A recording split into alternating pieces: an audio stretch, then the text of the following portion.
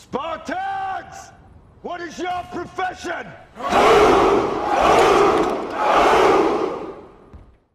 Hello everyone, hope you're doing well. Today we are back in War Thunder and it's time to have a look at a bunch more vehicles which have been sat in the files for a while, or not exactly sat because these ones are skins of vehicles, so these ones are vehicles which don't have FMs or DMs attached to them, but obviously could easily have FMs or DMs attached to them, especially since a lot of them are copied from other tech trees. Before we get started though, a bit of housekeeping. First of all, on the Tech Hub we are having a competition for some art designs. We're also doing giveaways. We're doing 7 a week to make sure to get people through this time, make sure to give back to the community as usual, and also we are doing various events, such as we're going to be doing an Object 279 parade probably on this weekend, so make sure to have a look for those. And if you want any more information, please join the Tech Hub in the link in the description below. On top of it, we have a new design when it comes to the Tech Hub store. You can go to the link that I will pin under this video and you can have a look at the Tech Hub Express. This is designed from the playthrough of Bomber Crew that we did last year, and also it was designed by Super Cacti. It is a beautiful design, and as you can see it is kind of winter themed, but we thought we would release it now just because it is such a lovely design. Get it out there for you guys. I definitely prefer it mainly in sticker form with the Tech Hub Express, and also on the mug, as I always do. We've made sure to try and keep the prices as low as possible. We have the cheapest merchandise in the War Thunder community because we believe that at the end of the day we should be giving back to you as much as possible. So when it comes to the percentage that we take from these, it is incredibly small, and that goes forward to pay for other designs from other artists. So let's get started on the vehicles from today. And yeah, these are skins. So as I said before, these are not necessarily FMs or DMs in the files, but could easily become them when the time comes. And the first one we're having a look at is the A29 for the US. This is actually a vehicle which you can find in the Chinese tech tree, the A29. It's a medium bomber of pretty good use, actually. I generally think it's a nice little machine at 2.0, has access to a bunch of armaments and also a bunch of weird and wonderful bomb loads. I would definitely say it would be a lovely addition to have. I don't think it'd be any different from the Chinese one that we have in the game, apart from with its US insignias. Then we have some F2As. So obviously we have this little boy. This is the F2A3, the USMC, so the United States Marine Corps version of the F2A3. And then we have this one, which is the USNF version of the F2A3,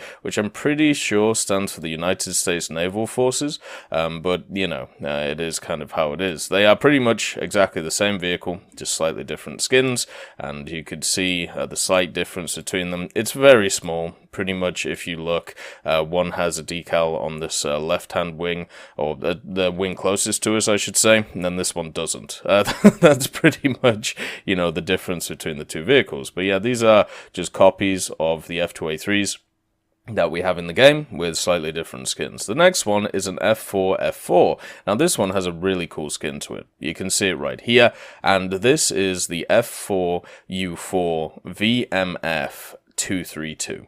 Now, what is kind of interesting is I actually thought this was a vehicle that we have in the game already, but it isn't. The one that we have in game already, which is similar to this one, is the F4U4B VMF 214, and it's actually an Xbox exclusive F4U4B, where this one is just the standard F4U4, with of course the 50 cals instead of the 20mm, and with the fact that it's the VMF 232, it is actually part of the same squadron that we have seen before in the game. So the VMF, or the VMF-A 232, is a Marine Fighter Attack Squadron, the 232, and they served from all the way, from 1925 all the way to the present day. So this squadron has been around for a very long time, and it has a massive history behind it, and we have a vehicle which actually already shows them in game, and this is the FJ4B VMF 232.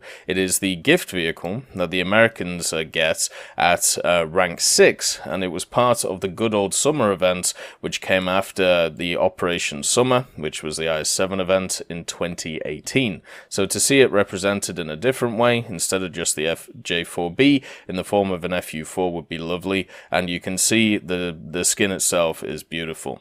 The next vehicle, this is a US G91. So yes, if you weren't sick enough of the Italian G91s, if you weren't sick enough of the German G91, which is insanely good right now, what you have here is an American G91. And the reason why it's an American G91 is because in the 1960s, specifically 1961, America actually basically took a G91R1 and a G91R3 and they evaluated them. They were interested in their general flight characteristics, they were interested in their performance, and then, you know, they took some of the ideas from them to, you know, their later designs. So they were actually pretty impressed with the G91 overall. This would be that G91R1 which they evaluated. There isn't a G91R3 in the files for the Americans, maybe because it's a slightly newer aircraft in the game compared to this one, but who knows.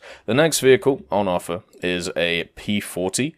This is the P40F10 Trop version. So we do have the P40F10 in the game. It is in the standard American tech tree, but the tropical version that we see here, I don't think there's actually too much difference between it and the F10. I think the main difference is just really the skin that you see on it. I don't think it has any physical differences between it. Maybe I'm missing something, but it's not like, you know, the BF 109 with their tropical versions compared to, you know, the actual normal BF 109s, at least in this game sense for War Thunder. So yeah, you get a nice cool tropical skin. It would also be for the US. Now moving on to Germany with some of their vehicles, they have an F-86K. Now, the F-86K hasn't actually made it to game for the Germans yet. It has made it for the Japanese, though, in the form of the... Or has it? No, sorry, it's the Italians, isn't it?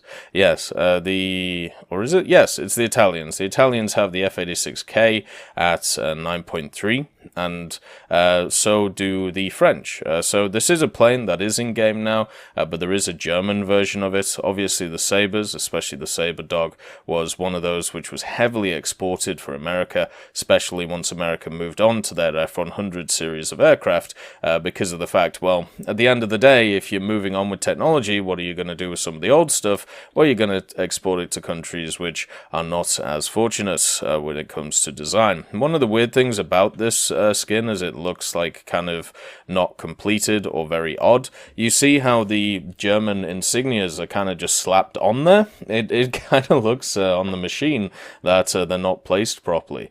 And or if they are supposed to be like that, it is a very, very odd design, very slapdash. So yeah, the Germans technically have a Sabre Dog ready to go. One of the nicest skins that I've seen is this one.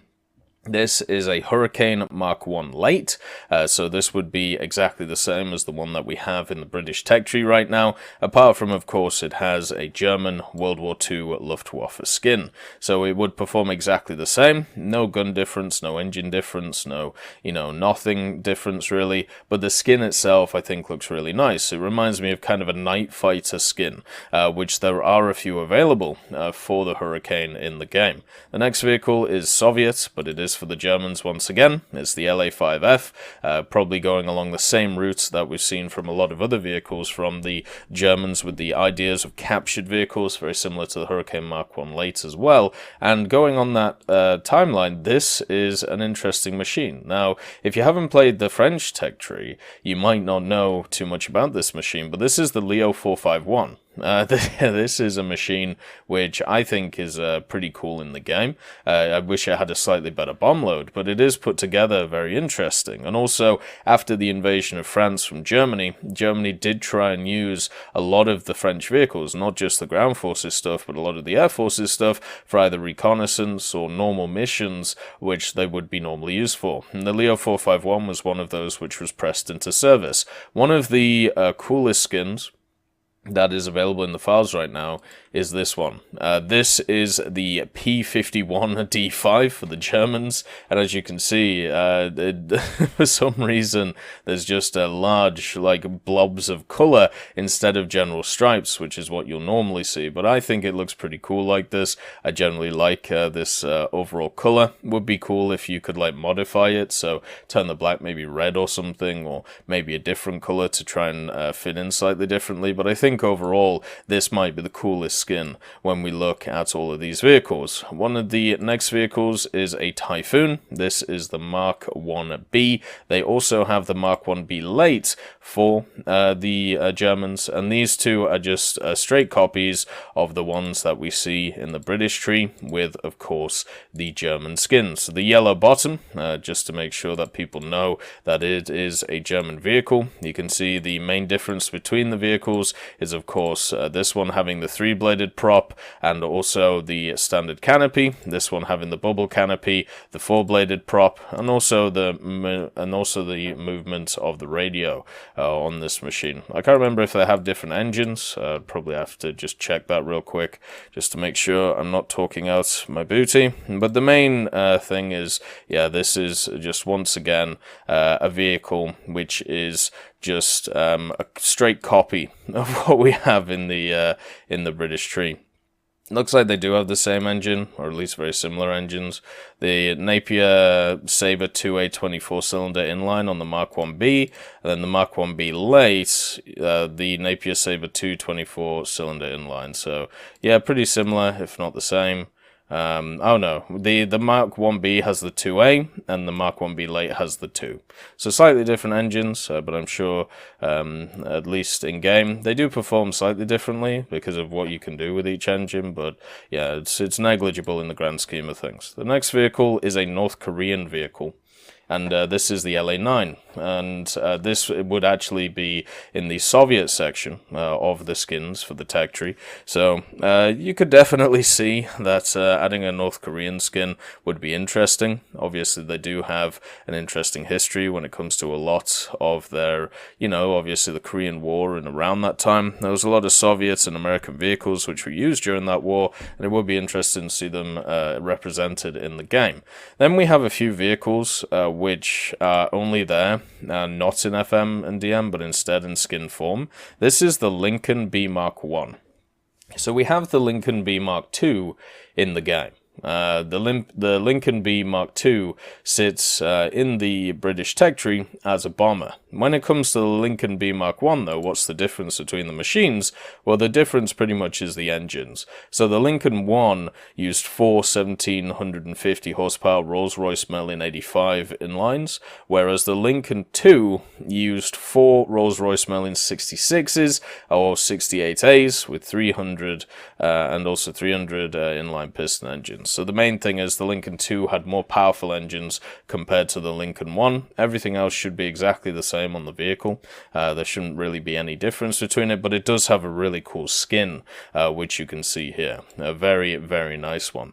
The next vehicle is completely different to the rest. This is the Welkin, and the Western Welkin, to be precise. This was developed off stuff like the Whirlwind that you know, and also for specific orders, which, were vehicles, specific orders which were designed for a purpose. What would happen is in Britain, the Air Ministry would put out a idea of they need a design to fit a specific purpose, and then with that specific purpose, they would, get some designs from companies, and then they would push out and say, okay, you can build a prototype, you can test this, you can do that, and so on and so forth. And with the Welkin, what the Air Ministry was looking for was a high-altitude interceptor fighter fighter. And the reason for this was in the early years of the war, specifically 1940, the problem that the UK, or Britain in general, thought that it was going to run into was high-altitude German bombers. After the failure of the Battle of Britain from the German point of view, they were worried that they would continue the assault, but from a point where stuff such as Spitfires and Hurricanes would not be able to intercept them, and therefore they had to create a new machine which would be able to do this. This was by the Air Ministry specification F4 of 1940. So with the Welkin, they took the idea of the Whirlwind, they expanded it, they obviously pushed out its wings, so they gave it better engines, and they also kept a very similar armament to what, we saw from the other machines, 4 Hispano 20mm. And the whole idea of this design was that it was completely designed to be a high-altitude interceptor, because they were worried, as I said, about stuff like Ju-86s near the end of the war. They were worried even about Arados and stuff like that being these high-altitude bombers. Now, this obviously never happened from the Luftwaffe. It never actually got to that point. They never did any really high-altitude reconnaissance or bombing missions. Well, actually, they did a decent amount of high-altitude reconnaissance missions, but it never turned into high-altitude bombing missions. So therefore, the Welkins were actually finished in 1942. Their first flight was in 1942, and they were added to the armory of the Royal Air Force in 1944 in May, and then they were retired by November 1944. And the reason for this is because the reason why they were created never needed to be fulfilled.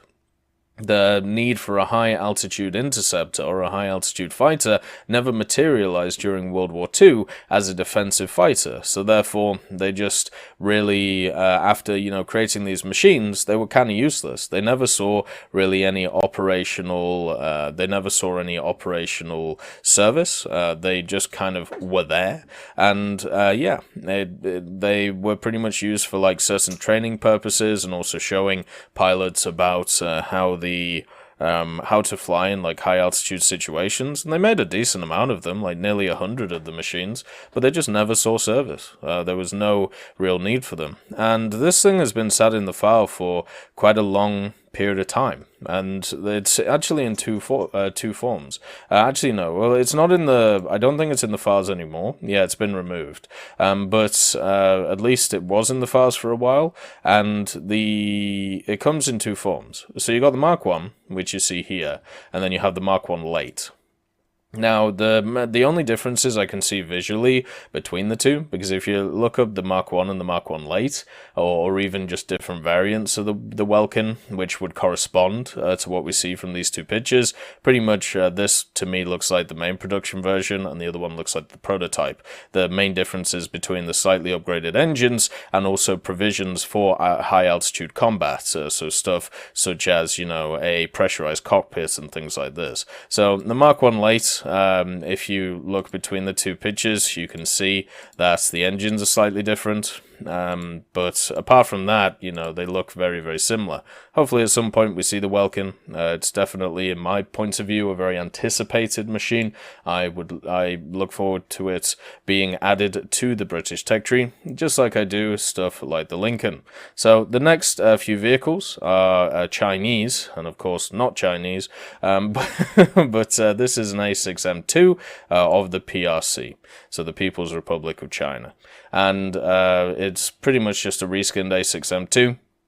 Very similar to what we see, from the Japanese and also from the actual Chinese tree itself, just a slightly different variant. The next vehicle is a standard I-15, once again for China, ripped straight from the Soviet tech tree. And then the next one is another biplane, but this one is actually a little bit more fun, the I-153M62, and if you haven't ever used this machine, I would highly recommend it. It's a lot of fun in the Soviet tech tree. There is a bunch bunch of other vehicles as well, which are in the Chinese files as well, or ready to be put into China. One of them is the I-16 Type 17. Now, the I-16 Type 17 obviously has the major upgrade of the 20mm, and it is definitely something to be feared, and we actually don't have the I-16 Type 17 in game. The one that we have, which is similar to this, is the I-16 Type 27, and if you want to know basically the difference between the two vehicles, imagine taking the I-16 Type 27, which is already an incredibly underpowered vehicle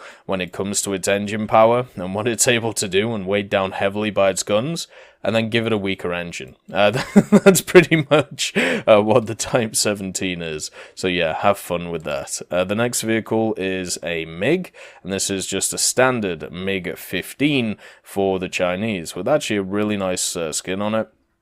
I generally like the white color on it. I think it actually contrasts really well with the silver that's available.